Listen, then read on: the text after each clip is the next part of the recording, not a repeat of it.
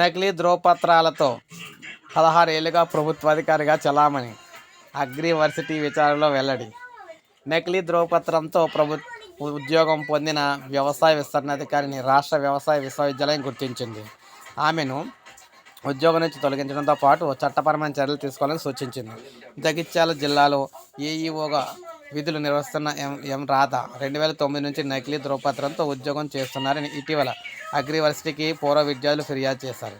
దీనిపై అగ్రివర్సిటీ వీసీ అల్దాస్ జానయ్య స్పందించి విచారణకు ఆదేశించారు. తనిఖీలు నిర్వహించిన అధికారులు రాధా దాఖలు చేసిన ధ్రువపత్రం దేవరాజ్ అనే విద్యార్థినిదని, ఆ సర్టిఫికెట్లో రాధా అనే పేరును చేర్చి నకిలీ ధ్రువపత్రాన్ని సృష్టించి దాన్ని దాఖలు చేసిన ఆమె 2009లో వ్యవసాయ శాఖలో ఏఈఓ ఉద్యోగం సాధించినట్టు గుర్తించారు. దేవరాజును విశ్వవిద్యాలయ అధికారులు ప్రశ్నించగా తన సర్టిఫికేట్ తన వద్దే ఉందని తెలిపారు.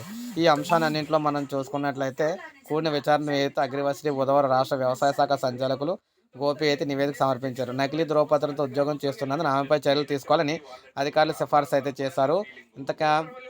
ఇంకెంతమంది ఉన్నారో ఇంకా ఎవరికీ తెలియదు అనమాట. రాధా ఉదంతం వ్యవసాయ శాఖలో సంచలనం సృష్టించింది. 16 ఏళ్లుగా ఏఈఓగా పనిచేస్తున్నప్పటికీ ధ్రువపత్రం నకిలీదని గుర్తించకపోవడంపై అధికారులు విస్మయం వ్యక్తం చేశారు. ఇలా చాలామంది ఉన్నారని భావిస్తున్నారు. సమగ్ర విచారణ చేపట్టి రాష్ట్ర వ్యాప్తంగా పనిచేస్తున్న మొత్తం ఏఈఓలు, వ్యవసాయ అధికారులు ధ్రువపత్రాలు పరిశీలన జరపాలని నిర్ణయించారు. దీనికోసం అగ్రివర్సిటీ సాయం కోరుతూ లేఖ అయితే రాశారన్నమాట. సో ఇది మనకి ఉద్యోగులకు సంబంధించి ప్రభుత్వ ఉద్యోగుల కింద నకిలీ ఉద్యోగులు అయితే కొనసాగుతున్నారు. వీళ్ళకి సంబంధించి సర్వే అయితే మొదలవబోతుంది. సో ఇది అప్డేట్. ఒక లైక్ చేయండి, సబ్స్క్రైబ్ చేసుకోండి మన ఛానల్.